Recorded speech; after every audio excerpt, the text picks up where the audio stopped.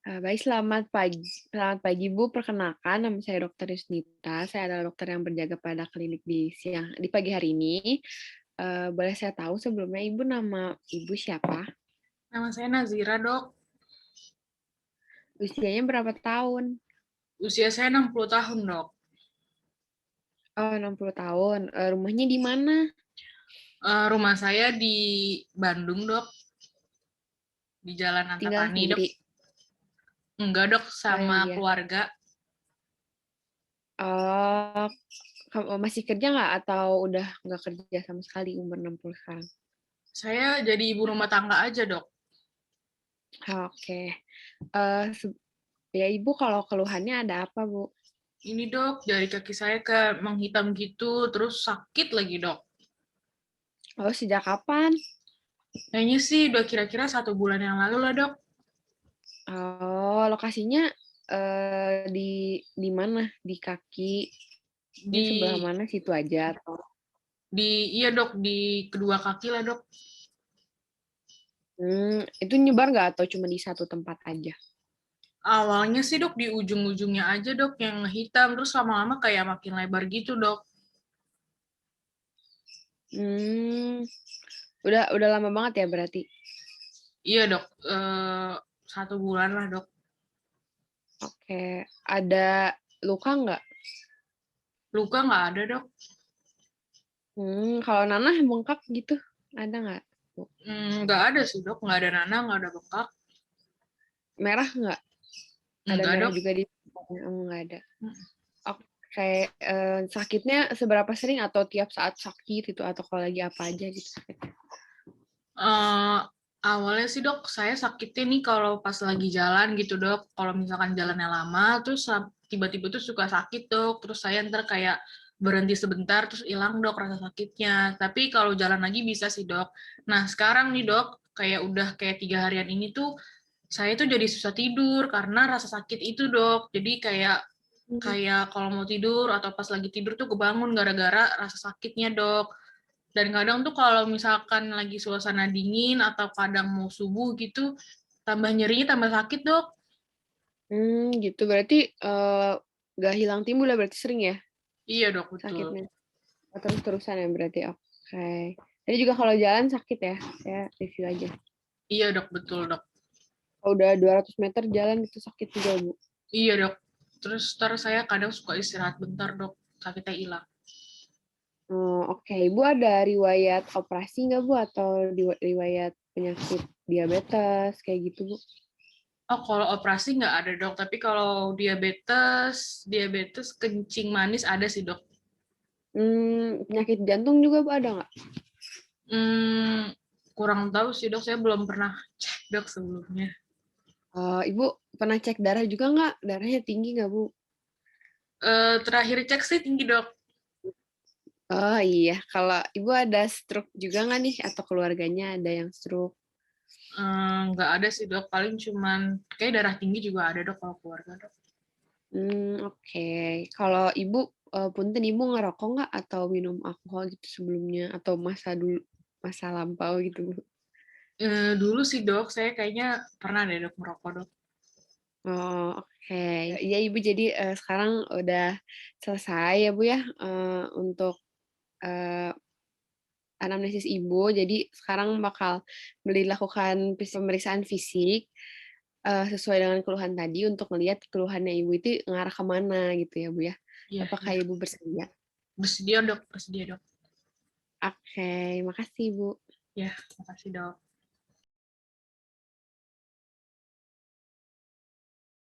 Pemeriksaan diawali dengan meminta pasien untuk berbaring supinasi, kemudian meminta pasien untuk mengekspos bagian yang akan diperiksa, yaitu area paha sampai kaki. Yang pertama kita lakukan adalah dalam inseksi ini adalah untuk membandingkan bagian kanan dan kiri. Apakah pada kaki kanan dan kiri ini ada perbedaan seperti atrofi pada otot, kemudian adanya pertumbuhan rambut dan kuku yang berbeda, kemudian apakah adanya luka, gangren, atau warna yang berbeda seperti kehitaman, dan juga mencari apakah pada bagian kaki pasien terdapat area yang bengkak.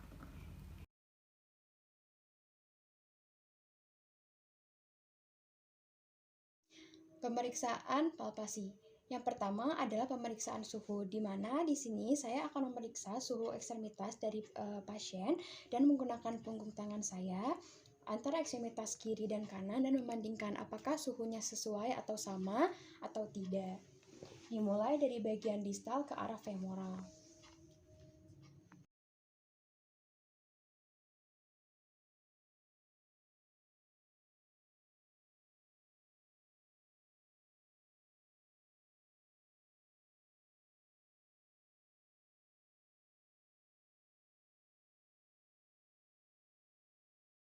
Pada pasien tidak terdapat perbedaan suhu antara ekstremitas kanan ataupun kiri. Selanjutnya adalah pemeriksaan karakteristik dari edema. Jika terdapat edema pada ekstremitas pasien, di sini saya akan menentukan apakah edemanya termasuk pitting edema atau non-pitting edema. Dengan cara saya akan menekan pada bagian edema yang ada pada bagian kruris, kemudian membiarkan beberapa saat dan melepaskannya. Jika hasil penekanan jari-jari saya tetap ada meskipun saya telah melepaskannya, itu artinya pitting edema, sedangkan jika tidak terdapat lekukan, itu artinya non-pitting edema. Selanjutnya adalah pemeriksaan capillary refill time. Di sini saya akan memeriksa laju perfusi pada jaringan pasien pada 10 jari pasien. Nah, di sini saya akan memeriksa capillary refill time pada ke-10 jari kaki pasien. Di sini pertama saya akan menekan terlebih dahulu pada setiap jarinya, kemudian membiarkannya sampai pucat dan melepaskannya dan menunggu laju perfusinya. Jika kurang dari 2 detik itu normal dan jika lebih dari 2 detik itu abnormal. Ini bisa dilakukan pada bagian kuku ataupun pada bagian kulit.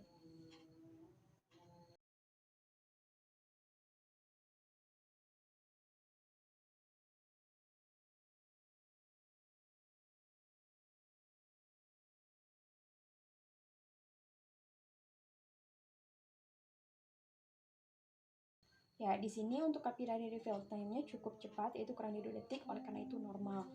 Selanjutnya adalah pemeriksaan arteri survei atau survei arteri, di mana pertama di sini saya akan melakukan pulsasi pada bagian arteri dorsalis pedis, yaitu berada di antara jari ke-1 dan jari kedua.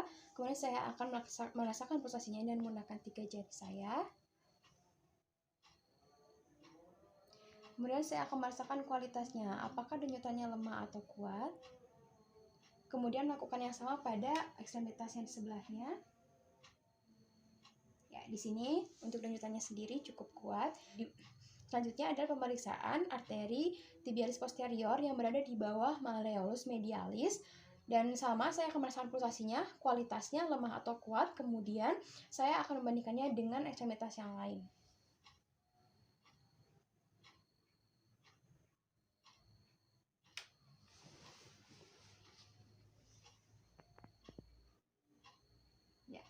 Di sini pulsasinya cukup kuat dan tidak ada perbedaan antara ekstremitas yang satu dan yang lainnya. Kemudian adalah pemeriksaan arteri popliteal. Pertama di sini kaki ke pasien ditekuk sedikit untuk membantu ototnya menjadi lebih rileks. Selanjutnya saya akan merasakan arah pulsasi dari arteri popliteal dan menggunakan seluruh jari saya. Ya, di sini saya merasakan cukup kuat. Kemudian saya membandingkan pada ekstremitas yang ada di sebelahnya.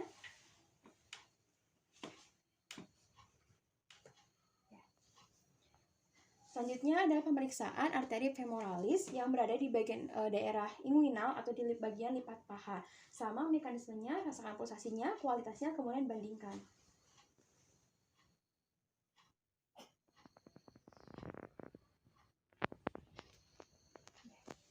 Di sini pulsasinya cukup kuat dan tidak ada perbedaan.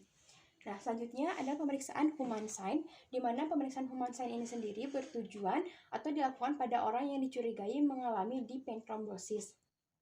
Pertama, untuk pemeriksaan ini dilakukan dengan cara menekuk salah satu lutut pada ekstremitas, kemudian melakukan dorsifleksi pada bagian plantar pedis.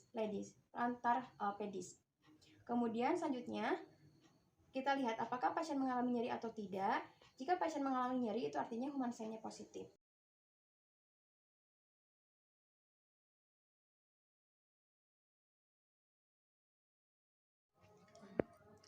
Selanjutnya adalah pemeriksaan Brody Trendelenburg, di mana di sini pemeriksaan ini bertujuan untuk menilai fungsi dari vena saphenous magna pada saphenous femoral junction dan juga untuk menilai katup-katup pada vena-vena forferator. Apakah masih kompeten atau tidak? Nah, di sini saya membutuhkan pemeriksa lain untuk mengangkat kaki pasien. Baik, tolong diangkat, Bu. Ya. Pengangkatan kaki ini bertujuan untuk membiarkan vena menjadi kolaps atau menghilangkan aliran darah di sekitarnya karena dipengaruhi oleh gaya gravitasi. Nah, selanjutnya saya akan memasang tourniquet pada bagian vena saphenous magna proximal dekat dengan saphenous femoralis junction.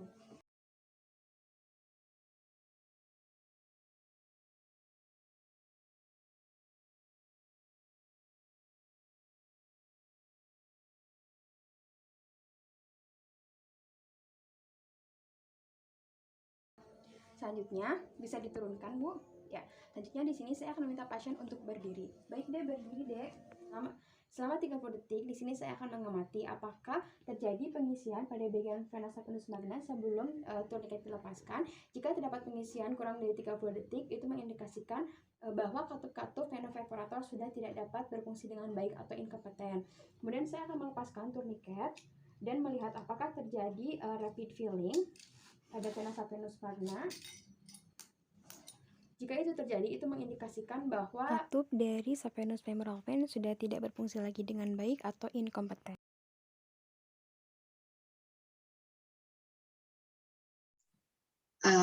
Baik, selamat sore Pak.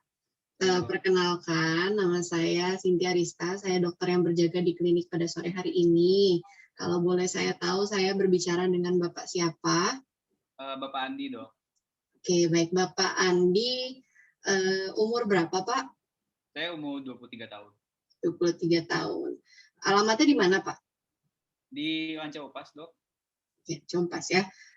Kalau boleh tahu, pendidikan terakhirnya apa nih Bapak Andi? Pendidikan terakhir mahasiswa, Dok. Mahasiswa, baik. Sekarang berarti masih pelajar ya, masih mahasiswa ya? Iya. Oke, baik. Baik Bapak Andi, apa yang bisa saya bantu Pak? Sore ini ada keluhan apa? Iya, Dok. Saya tuh kemarin ngeliat di kaki kiri saya tuh ada urat gitu, gede-gede gitu, Dok, uratnya. Dan juga saya ngeliat kadang-kadang kaki saya bengkak gitu, Dok, yang kiri juga. Oke, berarti ada urat besar-besar dan ada pembengkakan. Disertai rasa sakit nggak Pak Andi? Sakit sih iya, Dok, cuma nggak terlalu sakit sih. Oh, oke, baik.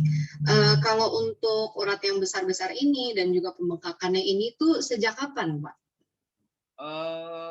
Saya sih ngeliatnya sih udah semenjak saya kerja ini sih, Dok, kerja jadi part time gitu, Dok. Belakangan ini sih belum lama, ya sebulan lah, Dok. Oh, sebulan ya, berarti.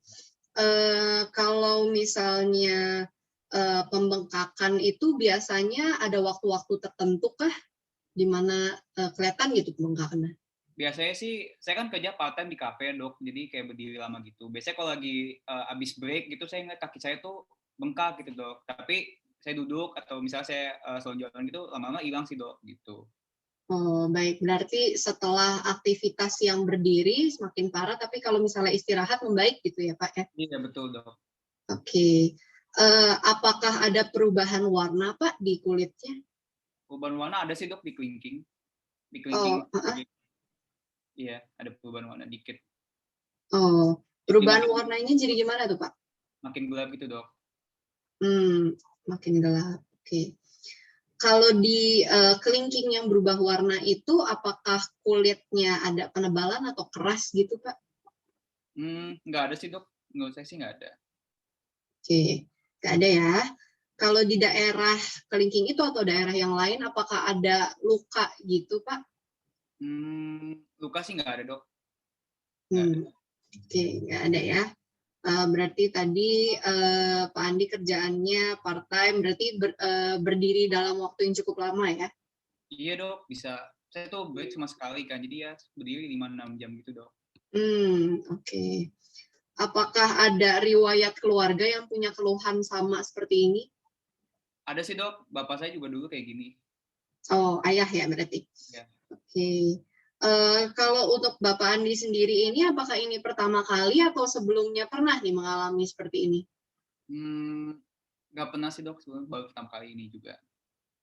Baru pertama kali ya. Ya. Kalau untuk keluhan yang ini, apakah sebelum ke sini Bapak Andi ada berobat ke dokter lain atau ada minum obat gitu, Pak? Kalau untuk yang bengkak ini sih nggak pernah berobat sih, Dok. Paling saya biasa minum obat buat yang pegel-pegel doang gitu, Dok. Nggak pernah buat yang bengkaknya atau hati itu nggak pernah. Oke, baik. Ya, terima kasih Bapak Andi. Untuk interviewnya ini kita udah selesai, kita lanjut ke pemeriksaan fisik ya, Pak. Oke, baik. Terima kasih, Pak.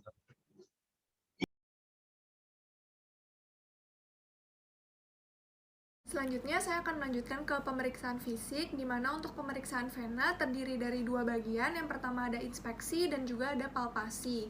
Untuk pemeriksaan pada pasien diposisikan dalam posisi berdiri apabila pasien tidak merasakan rasa sakit. Apabila pasien merasa sakit dan tidak dapat ditahan, maka pemeriksaan dapat dilakukan dalam posisi supine, di mana pasien tidur di atas meja pemeriksaan. Kemudian untuk pemeriksaan vena ini dibandingkan di kedua ekstremitas pasien, yaitu di bagian kiri dan juga bagian kanan. Untuk pemeriksaan inspeksi, yang pertama dilihat dari sisi anterior atau dari sisi depan kedua ekstremitas pasien, dan dilanjutkan dengan pemeriksaan ke bagian posterior atau bagian belakang. Yang pertama dilihat adalah apakah terlihat adanya edem atau pembengkakan di kedua ekstremitas pasien, di mana pada pasien ini tidak terlihat adanya edem ataupun pembengkakan di kedua ekstremitasnya. Kemudian yang dilihat yang kedua adalah adanya hiperemi atau tidak, di mana pada pasien ini tidak terlihat adanya hiperemi di kedua sisi kaki pasien, di mana hiperemi ditunjukkan dengan adanya perubahan warna, yaitu warna kemerahan pada kaki pasien.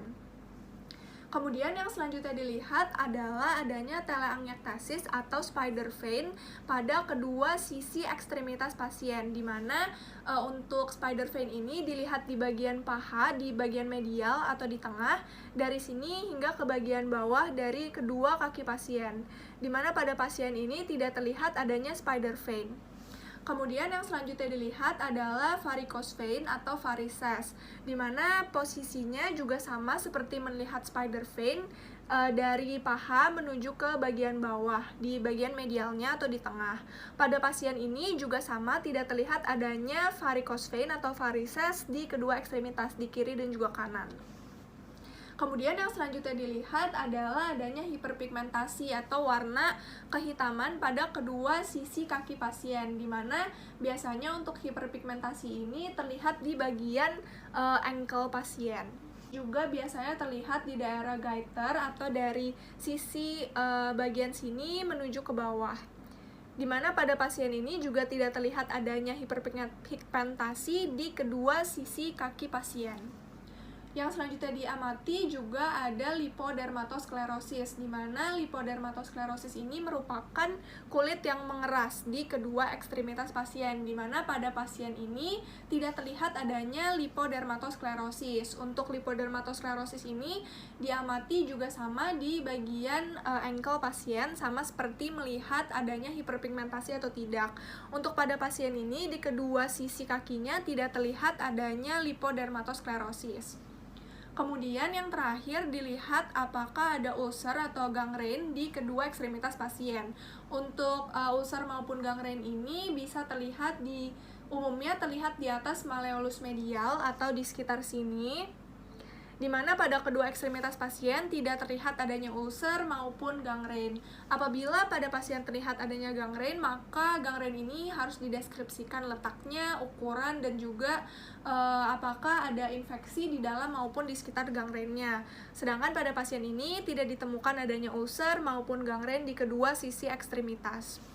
Selanjutnya akan dilanjutkan dengan inspeksi dari bagian posterior atau bagian belakang dari kedua sisi ekstremitas pasien. Di bagian posterior akan diamati distribusi dari vena di kedua ekstremitas pasien di bagian kiri dan juga bagian kanan. Yang pertama dilihat adalah distribusi dari vena savena magna, apakah ada varicose vein atau ada varices atau tidak.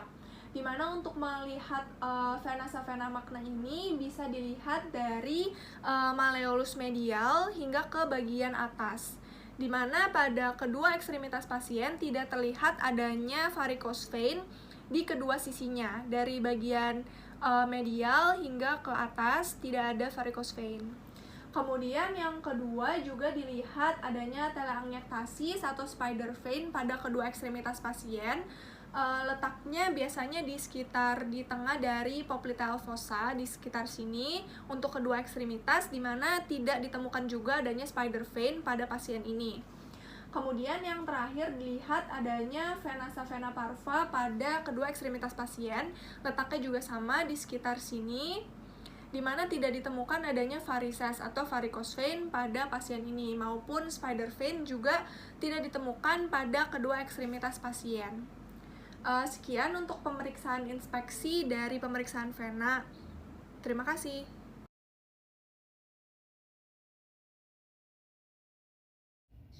Baiklah, di sini saya akan melakukan pemeriksaan palpasi untuk arteri. Nah, jadi yang pertama adalah membandingkan suhu di kedua kaki dengan menggunakan punggung tangan. Dibandingkan dengan sisi yang sebelahnya.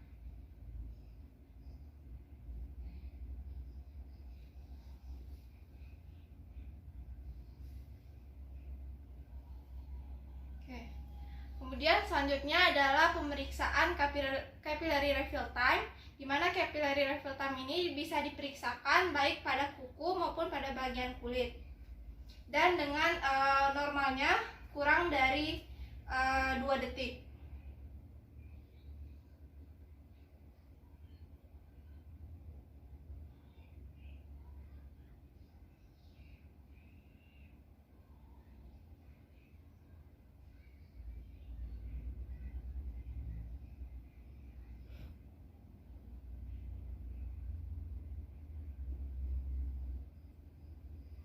Baik, selanjutnya adalah pemeriksaan untuk pulsasi arteri. Nah, yang pertama diperiksa dari bagian yang paling bawah, yaitu pada dorsalis pedis. Dan pemeriksaannya juga dilakukan di kedua sisi untuk dibandingkan.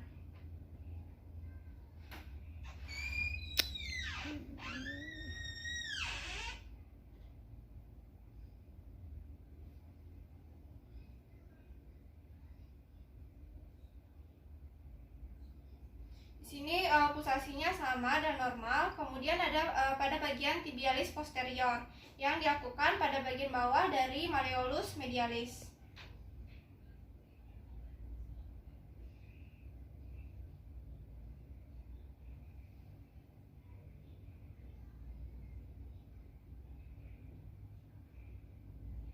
Sini pulsasinya juga normal dan terasa di kedua sisi.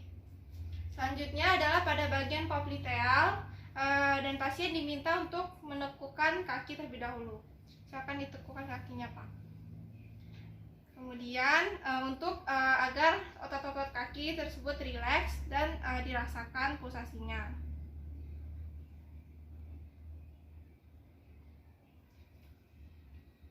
Selanjutnya juga dilakukan pada sisi yang satunya.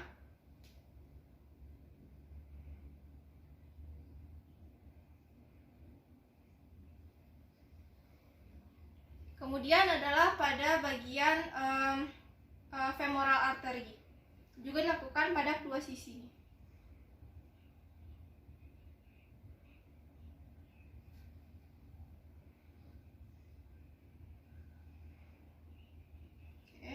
Keduanya sama, dan untuk pada pasien yang lanjut usia juga perlu dilakukan pemeriksaan pada abdominal aorta. Kemudian selanjutnya adalah pemeriksaan gangren pada pasien yang terdapat gangren pada kakinya, yaitu kita memeriksakan menekan pada bagian gangren tersebut untuk merasakan apakah ada nyeri, untuk menilai apakah ada nyeri tekan atau tidak. Kemudian kita juga memeriksakan apakah terdapat tanda-tanda infeksi seperti adanya pembengkakan dan juga adanya keluarnya nanah. Itulah untuk pemeriksaan palpasi dari arteri.